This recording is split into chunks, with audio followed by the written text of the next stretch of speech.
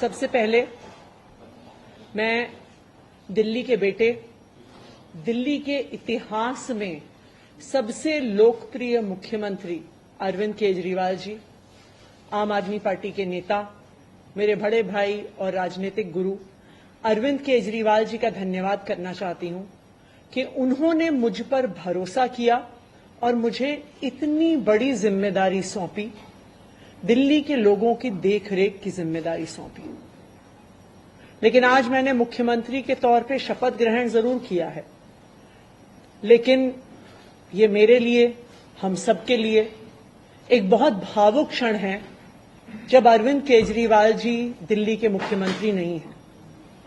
अरविंद केजरीवाल जी वो व्यक्ति हैं जिन्होंने पिछले 10 सालों में दिल्ली की तस्वीर को बदल डाला, जिन्होंने पिछले 10 सालों में दिल्ली की आम लोगों की जिंदगी को बदल डाला। अरविंद केजरीवाल जी वो व्यक्ति हैं जिन्होंने दिल्ली में रहने वाले एक आम इंसान का, एक गरीब इंसान का दर्द समझा, उनके रोज रोज का संघर्ष समझा। उन्होंने समझा कि एक आम परिवार के लिए किस तरह से अपना घर चलाना मुश्किल होता है। अरविंद केजरीवाल जी वो व्यक्ति हैं जिन्होंने दिल्ली वालों को फ्री बिजली दी, 24 घंटे बिजली दी।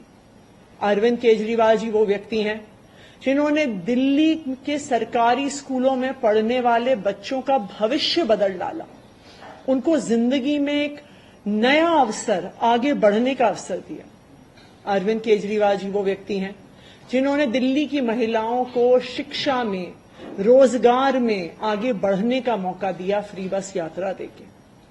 अरविंद केजरीवाल जी वो व्यक्ति हैं जिनकी वजह से आज दिल्ली के लोगों को अपने परिवार के सदस्य का इलाज करवाने के लिए अपने गहने नहीं गिरवी रखने पड़ते, अपने घर नहीं गिरवी रखने पड़ते, क्योंकि सरकारी अस्पतालों में अच्छा इलाज होता है। तो जब अरविंद केजरीवाल जी दिल्ली के मुख्यमंत्री नहीं रहते तो यह हम सब के लिए एक बहुत मुश्किल और एक भावुक घड़ी। आज क्यों अरविंद केजरीवाल जी दिल्ली के मुख्यमंत्री नहीं हैं? क्योंकि भारतीय जनता पार्टी की केंद्र सरकार ने अरविंद केजरीवाल जी के खिलाफ षड्यंत्र रचा, उन पर झूठे मुकदमे लगाए, उनको इन झूठे फर्जी मुकदमों में गिरफ्तार किया, उनको 6 महीने से ज्यादा जेल में रखा, उनको तोड़ने की, उनको दबाने की हर संभव कोशिश करी। लेकिन अरविंद केजरीवाल जी टूटे नहीं, अरविंद केजरीवाल दबे नहीं। अरविंद केजरीवाल जी को सुप्रीम कोर्ट ने जमानत दी, एक ऐसे कानून में जमानत दी जिसमें पीएमएलए में जमानत मिलना लगभग असंभव होता है। और सुप्रीम कोर्ट ने ना सिर्फ उन्हें बेल दी, बल्कि बेल देते हुए केंद्र सरकार के मुंह पे तमाचा मारा और कहा कि अरविंद केजरीवाल जी की गिरफ्तारी एक दुर्भावना के तहत हुई थी।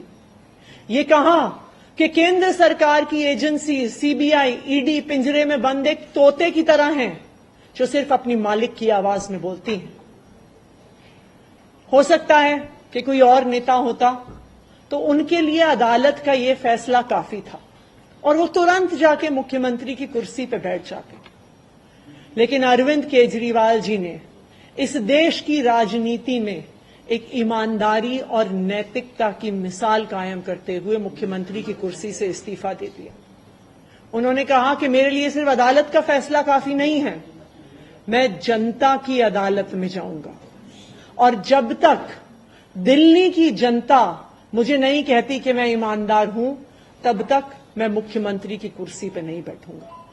मुझे नहीं लगता कि इस देश के इतिहास में या शायद इस दुनिया के इतिहास में ऐसा कोई नेता रहा होगा, ऐसी ईमानदारी और नैतिकता की मिसाल रही होगी जो आज अरविंद केजरीवाल ने देश और दुनिया के सामने रखी है। अब हम सभी दिल्ली वालों को मिलकर एक ही काम करना है, अरविंद केजरीवाल जी को फिर से फरवरी में होने वाले चुनाव में दिल्ली का मुख्यमंत्री बनाना है।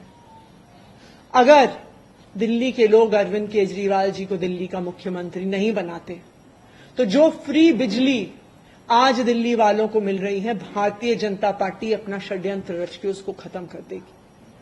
जो सरकारी स्कूल अरविंद केजरीवाल जी ने सुधारे हैं वो फिर से बदहाल हो जाएंगे।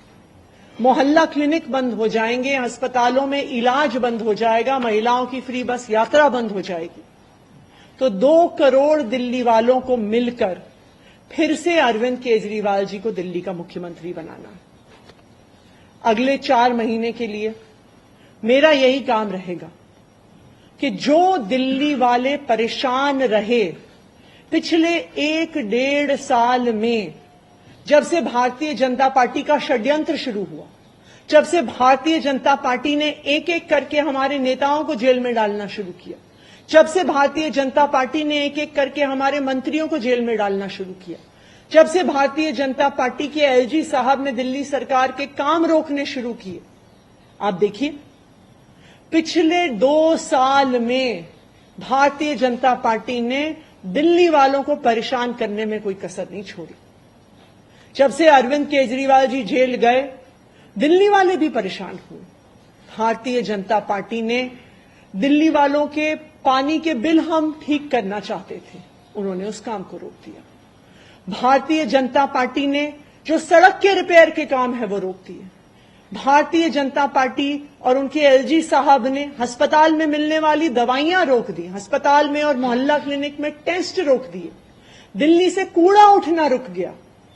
लेकिन मैं आज आपको आश्वासन दे रही हूं कि अब अरविंद केजरीवाल जी जेल से बाहर आ गए हैं और उनके मार्गदर्शन में दिल्ली में कूड़ा भी उठेगा, सड़कें भी ठीक होंगी, पानी के बिल भी ठीक होंगे, दिल्ली में जो सीवर की समस्या है वो भी ठीक होगी, जो दवाइयां नहीं मिल रही हैं उसको भी हम ठीक करेंगे। मैं दिल्ली वालों को यह आश्वासन देना चाहती हूं कि अब अरविंद केजरीवाल जी जेल से बाहर हैं, भारतीय जनता पार्टी का कोई भी षड्यंत्र हम सफल नहीं होने देंगे।